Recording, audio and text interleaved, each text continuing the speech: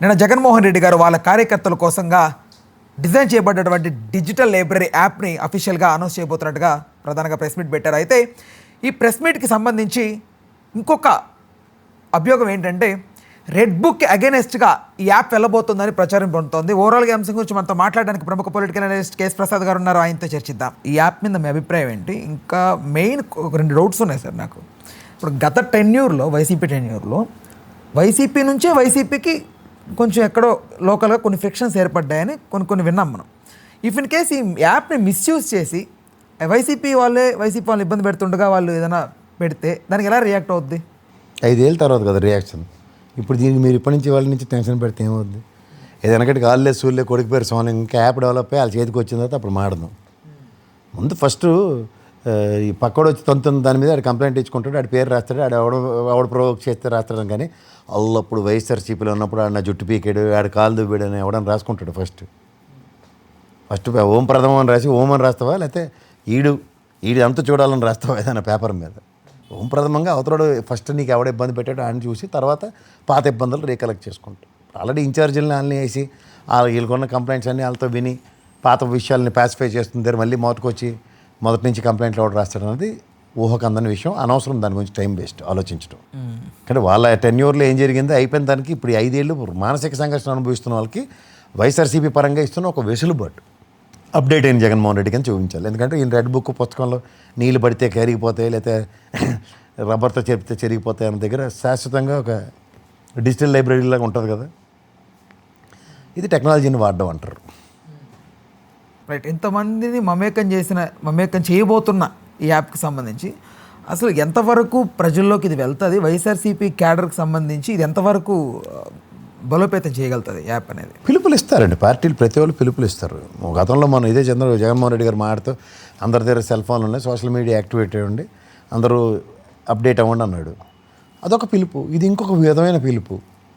దీనివల్ల ఏమవుతుందంటే గతంలో రెడ్ బుక్ రాసిన దానికి మన పార్టీ నుంచి ఏమీ లేదా అంటే అడవడో అధికారి పని ఇది బ్లూ బుక్ దీంట్లో రాస్తాం అది ఇది అని చెప్పిన దానికి ధీటుగా మీరు ఏ బుక్కులు రాసుకోక్కర్లేదు, నేను ఒక పార్టీ అధినాయకతగా నేను ఇస్తున్న పిలుపు అన్నది జస్టిఫై చేసాడు జగన్మోహన్ రెడ్డి గారు. ఆయన టెన్యూర్లో డైరెక్ట్ కాల్ నాకే చేయండి, ఎక్కడే సమస్య ఉన్నా నేనే ఎత్తుతాను అన్నట్టుగా ఒకటి చేశారు, ఒక మాట. సో అది అట్టడుకు వెళ్ళిపోయింది, దానికి స్థితిగతి లేకుండా అనేది ఒక అభియోగం ఉంది. సో ఇప్పుడు ఈ యాప్ డెవలప్మెంట్ అనేది ఇది గట్టిగా ఉండదు అనుకుంటారా, లేకపోతే కొంచెం ఏముండదు దీనివల్ల ఏమో దమిడి ఉపయోగం ఉండదు. ఇప్పుడైతే 5 ఏళ్ళ తర్వాత అధికారంలోకి వస్తే దీని కథ ఏమవుతుందో ఒక డిఫరెంట్ భయం అన్నది ఉంటుంది. అసలు జగన్మోహన్ రెడ్డి గారి వరకు చేరుకుంటుంది అనుకుంటున్నారా ఇవి జరుగుతున్నవి? ఇంక లేకపోతే దేనికి ఇంకా పర్పస్ డిఫీట్ అయినట్టు కదా. ఇప్పుడు మీరు అంటే వాళ్ళ దగ్గర ఒక యాప్లో ఉన్నదాన్ని ఎప్పుడైనా ఆయన చూడడానికి ఇంతమంది ఇంత రకంగా ఇబ్బంది పడుతున్నారు అన్న దగ్గర అతను కార్యాచరణ అతని విధి విధానాలు మార్చుకోవడానికి వెసులుబాటు ఉంటుంది కదా. ఒక సంఘటనకి స్పాట్ రియాక్షన్కి ఉండే అంత బలం ఆ యొక్క విశేషం డిలే అవుతుండే కొద్దీ దానికి ఉన్న ఇది తగ్గుతుంది కదా సార్. అలా కాదు కదా. ఇప్పుడు ఈ ప్రభుత్వంలో ఉంటే మీరు చెప్పినవి ఇప్పుడు దానికి దిశ యాప్ అలాంటివి ఉన్నాయి. దానికి ఇన్స్టెంట్ రియాక్టివ్ మోడ్ అంటారు. అంటే దిశ యాప్లో ఎవరైనా ఇబ్బంది పడితే ప్రభుత్వ పరంగా సొల్యూషన్, పోలీస్ డిపార్ట్మెంట్ పంపించి ఇచ్చిన సొల్యూషను అది ప్రభుత్వంలో ఉన్నప్పుడు. లేనప్పుడు ఇప్పుడు నాకు సార్ ఇది చాలా ఇబ్బంది పెడుతున్నారంటే ఇప్పుడు నేనేం చేయలేనురా, పులివెందుల్లో ఉన్నాను లేకపోతే బెంగళూరులో ఉన్నాను, వాడు డీటెయిల్స్ ఏదో నీ దగ్గర పెట్టుకొని నేను వచ్చినప్పుడు వాడి సంగతి నేను చెప్తాను అనడం ఓ ధైర్యం ఇవ్వడమే కదా. ఇప్పుడు చిన్నప్పుడు స్కూల్లో దెబ్బలాట అవుతుంది, మా నాన్నకి చెప్తాను మా అన్నకి చెప్తాను అంటావు ఫస్ట్. అంటే అక్కడ మీ నాన్న అన్న లేరు, కానీ మీ నాన్న అన్న భయం వాడికి పెట్టడం అన్నది ఇంపార్టెంటే కదా. పొద్దున వాళ్ళ అన్న వచ్చి కొడతాడు అని చెప్పి వీడికి 10 కోటి దగ్గర ఆగిపోతాడు. ఇట్లా లేని పొందరాడు వెళ్ళి వాళ్ళ అన్నకి చెప్తే వచ్చిన అందంతాడని. అలా ఫస్ట్ ఆఫ్ ఆల్ ఈ యాప్ త్రూగా కొంత నిలువరించడానికి ఒక ప్రయత్నం. నిలువరించలేదనుకోండి తర్వాత జరుగుతుంది. ప్రస్తుతానికి ఏం లేదు దీంట్లోంచి అవుట్కమ్ యాంటిసిపేట్ చేయడం కూడా తప్పు సార్. ఇప్పుడు ఇంకొకటి ఏంటంటే లైక్ ఇప్పుడు ఈ యాప్ త్రూ ఈరోజు ఇక్కడ సంఘటన జరిగింది సార్. ఇంకొక 3 సంవత్సరాల తర్వాత గవర్నమెంట్ మారచ్చు మారకపోవచ్చు, మేబీ ఆర్ మైట్ బి. ఇప్పుడు మారింది అనుకుందాం సార్, అప్పుడు రియాక్ట్ అయ్యారనుకోండి, కక్ష సాధింపు చర్యలు ఏంటి, అప్పుడేదో జరిగిన దానికి ఇప్పుడు ఎందుకు తవ్వుతున్నారు ఇదేంటిది అనేది నెగిటివ్ ఏర్పడుతుంది కదా. ఫస్ట్ థింగ్ ఒకటండి, ఇప్పుడున్న సిచ్యువేషన్లో జగన్మోహన్ రెడ్డి గారు ప్రభుత్వం రాకపోతే ఏం చేయాలన్న దాని మీద ఎక్కువ ఆలోచిస్తేనే బెటర్. నేను లేస్తే మనిషిని కాదన్నాడు అందరికీ తెలుసు. ముందు లెగాలి అన్నది ఫస్ట్ తెలుసుకుంటే చాలా సులువు. జగన్మోహన్ రెడ్డి గారు ఇప్పుడు ప్రభుత్వ స్థాపనకి ఏం చేయాలన్న దాని మీద ఆలోచించుకుంటే ప్రభుత్వం వచ్చిన తర్వాత ఈ రెడ్ బుక్లు అక్కర్లే, ఈ డిజిటల్ యాప్లు అక్కర్లే, ఎవరి కాడే తోలు తీసేసే సామర్థ్యం వస్తుంది. అందులో మనిషి ఒక అవమానాన్ని ఎదుర్కొన్నా, ఒక మానసిక సంఘర్షణ ఎదుర్కొన్నా అంత ఈజీగా మర్చిపోడు. అది హృదయాంతరాల్లో అలా దొలిచేస్తూ ఉంటుంది వాడికి. ఆయన పాయింట్ ఏంటంటే ఒక సమస్యని మొత్తం రాష్ట్ర వ్యాప్తంగా వైఎస్ఆర్సీపీ శ్రేణులు అందరూ రియాక్టివ్ మోడ్లో ఉండాలి, ఎవరికి ఏ అన్యాయం జరిగినది ఆయన పాయింట్ సార్. బట్ అది జరుగుతుంది అనుకుంటారా? ప్రాక్టికల్గా వర్కౌట్ అవుద్దా? జరుగుతుంది కదా సార్. అట్లీస్ట్ నీ ఇంట్లో పెళ్ళికి నువ్వు వచ్చినట్టు నీ కష్టం వచ్చిన వాడికి పార్టీ పరంగా సంఘీభావాలు ప్రకటించడం, మేమున్నాం ధైర్యం ఇవ్వడం సాధారణ ప్రక్రియ. అది డిజిటల్ యాప్ వర్క్ ఏమైనా వర్కౌట్ అవుతుందేమో చూద్దాం. ఫస్ట్ థింగ్ ఏంటంటే దీంట్లోంచి కాన్సిక్వెన్సెస్ని అట్రిబ్యూట్ చేయడం ఇప్పుడైతే ఇది కాదు. జస్ట్ ఇప్పుడు ఉదాహరణకి స్పందన కార్యక్రమానికి ధీటుగా పవన్ కళ్యాణ్ గారు కూడా అర్జీలు తీసుకున్నాడు. గ్యాప్ ఉందా నీకు?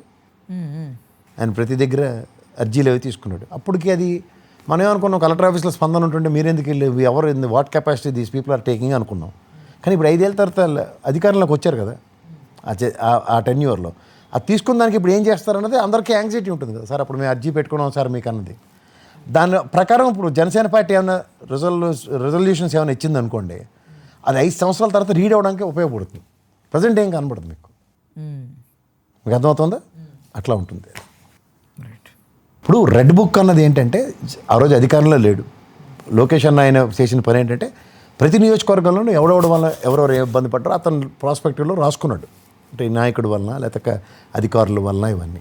అదేమైంది ఓవర్ పీరియడ్ ఆఫ్ టైం ఇప్పుడు ఎక్కడ ఏ ఇన్సిడెంట్ రియాక్టివ్ మోడ్ జరిగినా ఆ బుక్ పరంగా అభియోగాలు మోపాల్సి వస్తుంది. ఈయనకి తెలుసు ఆ విషయం, అందుకనే ఇక్కడ రియాక్షన్ ఉంది, అధికారి అందుకే ట్రాన్స్ఫర్ అయ్యాడు, అధికారి అందుకే సస్పెండ్ అయ్యాడు, అధికారి ఇక్కడ ఉద్యోగం లేదు, ఇవన్నీ దానికి ఆపాదించి మాట్లాడుతున్నారు. కానీ అతను నిజంగా చేసి ఉండొచ్చు, చేయకపోయి ఉండొచ్చు, దానికి సంబంధం లేకపోవచ్చు, ఉండొచ్చు. కానీ అనవసరంగా ఒక డిబేట్కి ఒక డోర్ ఓపెన్ అయింది కదా, మీకు అర్థమవుతుందా? సో ఆ ఛాన్సెస్ కన్నా ఈయన ఎవరు మా పేరు నేను చెప్పినట్టు 3 కంటికి తెలియకుండా కన్నుగొట్టి చేసే పనిలాగా ఉండాలి చేద్దాం అనుకున్నప్పుడు. కానీ చేద్దాం అన్న దానికన్నా చేసేదానికి అడవాడు ఎక్కువ చేస్తే కాన్ఫిడెన్స్ లెవెల్స్ ఇవ్వడానికి కొన్ని పనులు ఉంటాయి. ఉదాహరణకి ఆ రోజు లోకేష్ గారు అధికారంలో లేడు, నిస్సహాయ స్థితి, రెడ్ బుక్ రాసుకుంటున్నాం, వీళ్ళ సంగతి చెప్తాం, గుట్టలు పరిగెట్టిస్తాం, ఇవన్నీ చెప్పాడు ఆయన. అప్పుడు ఏమవుతుందంటే క్యాడర్లో ఒక జోష్ వస్తుంది, వాటి కోసం పనికొస్తాయి. పార్టీ పరంగా చేసే ఒక దుందుడుకు మోటివేషన్స్. ఆ తర్వాత ఏం జరుగుతాయో దాన్ని చూడాలి. అప్పుడు 5 సంవత్సరాల తర్వాత కూడా అధికారం మార్పు జరిగి జగన్మోహన్ రెడ్డి అధికారంకి వస్తే మీరు నేను కూర్చొని దీని మీద కూడా ఇలాగే డిస్కషన్ చేస్తాం. ఇదేంటండి ఆ డిజిటల్ యాప్లో ఎక్కించారు కదా, ఇలా ప్రాణాలు తినేస్తాను, రాని తిన్నారట, ఈయన తిన్నారట, ఆయన పొడిచారట, ఈయన పొడిచారట, ఆ అధికారికి కష్టం వచ్చిందట, ఇది జరుగుతుంది. అప్పుడు రెడ్ బుక్ మీద డిబేట్ ఇప్పుడు ఎలా జరుగుతుందో అప్పుడు ఆ డిజిటల్ యాప్ మీద అలాగే డిబేట్ జరుగుతుంది. అవన్నీ అవసరమా అనుకోవాలి. దాని బదులు నియోజకవర్గ ఇన్ఛార్జీలకి మోటివేషన్స్ ఇచ్చి ఇలా జరిగిన వెంటనే వెళ్ళి సంఘీభావాలు ప్రకటించండి, మనతో పాటు నీతో పాటు 100-200 మంది తీసుకెళ్ళి వాళ్ళ ఇంటి దగ్గర ధైర్యం ఇవ్వండి, మేము అందరం నీకు ఉన్నామని. అలాంటివి ఏమైనా ఉంటే అది ఇంకా డిఫరెంట్గా ఉంటాయి. అదే సార్, ఇప్పుడు కూటమి ప్రభుత్వం నుంచి ఏదైతే ప్రజల అవిశ్వాసానికి సంబంధించినటువంటి అంశాలు ఉన్నాయో వాటిని లేవనెత్తే ప్రయత్నంగా ఈ యాప్ రూపొందించుంటే బాగుండేది. కానీ ఏదో కార్యకర్తల మీద ఎవరో ఏదో అది పనిగా పెట్టుకొని ఎజెండా వాళ్ళని ఇబ్బంది పెడుతున్నారు, దాని గురించి ఎందుకని ఫోకస్ ఓన్లీ విధంగా కూడా చూడండి సార్. ఇప్పుడు కార్యకర్త లేకపోతే వైఎస్ఆర్సీపీ కూడా ఇబ్బంది పడింది, సెంట్రల్ ఆఫీస్లో మానిటరింగ్లో జగన్మోహన్ రెడ్డి గారు కూడా ఆయన అగ్రిగేట్ రోజుకోసారి 2 సార్లు చూస్తున్నారు అనుకోండి. ఆయన నిజంగా 175 నియోజకవర్గాల్లో తన క్యాడర్ ఎంత ఇబ్బంది పడుతుందో ఆయనకు కూడా తెలుసుకోవడానికి ఈజీ అవుతుంది కదా.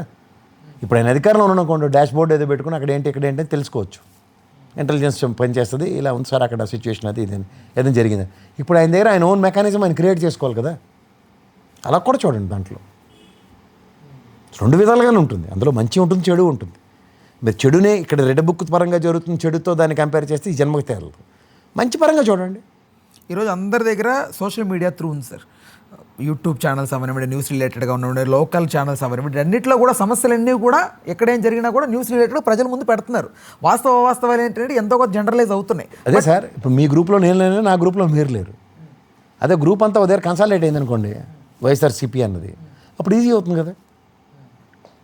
డిజిటల్ యాప్ మీరు చెప్పిన డిజిటల్ యాప్లో పాలవలస నియోజకవర్గంలో ఏమైంది, లేదంటే చిత్తూరులో ఏమైంది, లేదా కడపలో ఏమైంది, శ్రీకాకుళంలో ఏమైంది, విజయనగరంలో ఏమైంది, శ్రీకాకుళంలో ఏమైంది, అలా తెలుసుకోవడానికి ఈజీ అవుతుంది కదా. తెలుసుకుని ఏం చేస్తారు సార్? ఆ రియాక్టివ్ మోడ్ ఎలా ఉంటుంది అనేది కదా సార్. అదే నువ్వేమో ఊహించగలవు. నువ్వు ఇక్కడ టాటా చెప్పేసి వెళ్ళిపోతావు, నువ్వు ఆ రిక్షా వాడిని దంతవో లేకపోతే సైకిల్ వాడిని దంతవో నాకేటి తెలుస్తుంది, నేను బయటికి వెళ్ళి ఏడు చేస్తాను నీకేటి తెలుస్తుంది. ఇప్పుడు ఏమీ చేయలేవు అన్న విషయం మాత్రం ఫస్ట్ గ్రహించుకో.